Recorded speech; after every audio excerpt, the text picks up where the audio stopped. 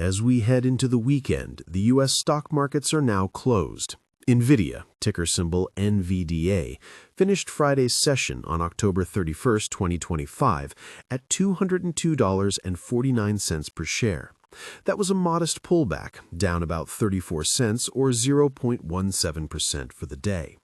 In after-hours trading, it recovered a few of those cents, sitting around $202.62. Now, on the surface, a flat close seems uneventful. But for Nvidia, this price action is the perfect example of the tension between expectation and reality that defines this stock. The expectation, especially after the news this week, is that the stock should be blasting off into orbit. The reality is that the market is trying to digest numbers that are almost impossible to comprehend. Just this past Wednesday, Nvidia shattered records, becoming the world's first ever $5 trillion company. Its market cap briefly eclipsed that of entire nations. This surge was triggered by CEO Jensen Huang stating at a developer conference that the company has secured over $500 billion in bookings for its artificial intelligence processors. Let that number sink in. $500 billion in orders. This is the reality that investors are now forced to grapple with, and it immediately shatters the old framework for how to value this company. The common ground we all stood on was that Nvidia was the undisputed leader in AI, the one company selling the picks and shovels for the new gold rush. The general belief was that its dominance, built on its CUDA software and next-generation chips like the Blackwell series, was unassailable. But the new reality forces a much harder question. The expectation is that $500 billion in orders means the stock must go up. The deeper, more complex reality is that the market is now sniffing for what comes after that. When a stock becomes the most valuable in the world, priced at more than 57 times earnings, even after its historic run, it is no longer just a stock. It is a macroeconomic indicator. It is a target for regulators, and it is a proxy for the entire AI industry. The flat close on Friday, following the surge to $212 earlier in the week, wasn't a sign of weakness. It was a sign of a market in profound cognitive dissonance, a massive battle between the bulls, who see the $500 billion order book as a new floor, and the bears, who see a $5 trillion valuation as a ceiling too high to sustain. The trading volume on Wednesday was immense, topping 180 million shares, confirming massive institutional interest. But the fade into the end of the week on lower but still heavy volume suggests profit-taking and hedging. This is where the retail investing community, particularly on forums like Reddit and platforms like X, is providing a fascinating contrast. The sentiment online is one of pure euphoria. The $5 trillion milestone is seen as a victory, a validation. The $500 million in bookings is shared as undeniable proof that the stock is heading to $250, then $300. This is the Jensen Huang just concluded a pre-planned billion-dollar share sale. While this was arranged long ago, the timing, right as the company hits this milestone, is noted. They see the geopolitical storm clouds gathering, with renewed threats of 100% tariffs on Chinese goods. Nvidia has masterfully navigated export controls, but a full-blown trade war is a different beast entirely. They see Goldman Sachs raising its price target to $240, which is bullish, but that's only about 18% higher from here. A solid gain, but not the explosive move many retail traders are positioned for. This brings us to the short-selling dynamics, which are absolutely critical to understand for Nvidia. When you hear about short sellers, the expectation is often of a stock under attack. The reality for Nvidia is far more nuanced. If you look up the data, the short interest as a percentage of the float is incredibly low, sitting at just under 1%. This is not a stock that hedge funds are piling into to bet on its collapse. There is no massive coordinated short attack here. The short thesis on Nvidia is not that the company is a fraud, it's that the company is priced for a perfection that the global economy may not be able to deliver. The bears are not shorting the company, they are shorting the valuation. They are betting that competition from AMD, Intel, or the in-house chips from Google and Amazon will finally start to eat into Nvidia's 80+% market share. They're betting that the $500 billion in orders could face cancellations if a recession hits. They're betting that the US-China trade war will eventually sever a critical market. So what's your read on the low short interest? Does it mean the bears are just wrong, or are they waiting for a bigger crack in the story? Let me know your thoughts in the comments. For investors, it's vital to know how to track this. You can find basic short interest data on most major financial portals, which is updated twice a month. For more granular, real-time data, you have to look at services that track stock borrow rates.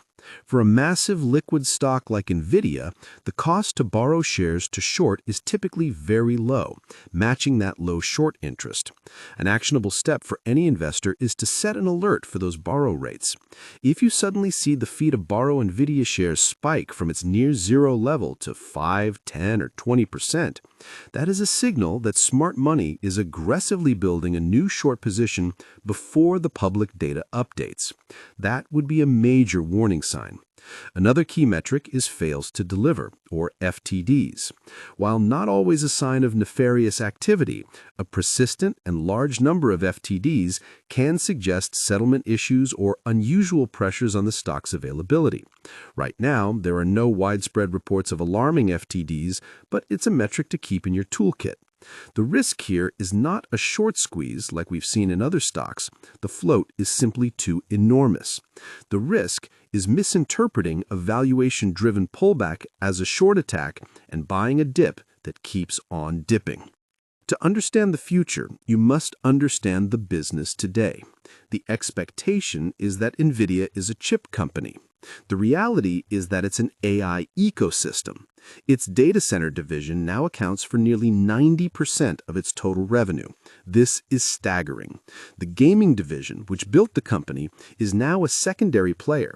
The professional visualization and automotive segments are almost rounding errors in comparison. The company makes its fortress-like profits not just from the hardware, the H100, B100, and upcoming Rubin GPUs, but from the software that runs on them. CUDA is the proprietary software layer that locks developers and researchers into Nvidia's hardware. This is the moat that competitors find almost impossible to cross. This is why the U.S. government is contracting Nvidia to build 7 new AI supercomputers, and why companies like Nokia are signing billion-dollar deals to integrate Nvidia's tech into 5G and 6G networks. Looking forward, the catalysts are clear and powerful. The $500 billion in bookings provides revenue visibility for years. The upcoming Rubin platform, teased by Huang, promises another leap in performance, ensuring the upgrade cycle continues. The continued build-out of AI infrastructure by every major cloud provider, Amazon, Google, Microsoft, and by sovereign states building their own AI, all runs on Nvidia's hardware. Goldman Sachs' $240 target is based on these powerful tailwinds, including the expectation that partners like OpenAI could spend up to $75 billion on infrastructure by 2026. This is the bull case, and it is formidable. However, the risks are just as massive, and they must be respected. First, the valuation. At $5 trillion, the company's value is pricing in decades of flawless execution. Any slowdown, any sign that AI spending is peaking will be punished severely. Second, the geopolitical risk is the elephant in the room. U.S.-China relations are deteriorating. Export controls on advanced chips are already in place, and the threat of new, broader tariffs could create supply chain chaos and cut off a massive market, despite Nvidia's efforts to create compliant chips for China. Third, there is competition. AMD's MI300 series is making inroads, Intel is fighting for a piece of the pie, and Nvidia's biggest customers, the hyperscalers, are all designing their own in-house AI chips to reduce their dependence on Jensen Huang. If Google's TPUs or Amazon's Trainium chips start to become good enough, Nvidia's astronomical profit margins will begin to compress. So, this brings us to the central tension for the next week, the next month, and the next year. The expectation, fueled by a $5 trillion valuation and $500 billion in orders, is that Nvidia is an unstoppable force. The reality is that it is now so large it has become a proxy for the entire global economy, and it is exposed to every macroeconomic and geopolitical headwind on the planet. The stock's flat close on Friday was the market taking a single collective breath before it decides which of these two narratives will define the next leg of this historic story. Comment below with your honest take. Is Nvidia at $5 trillion a sign of a new normal or the biggest bubble of the decade? The sheer scale of the numbers involved means that both bulls and bears have compelling arguments. The reality, as always, will likely be far more complicated than either side expects.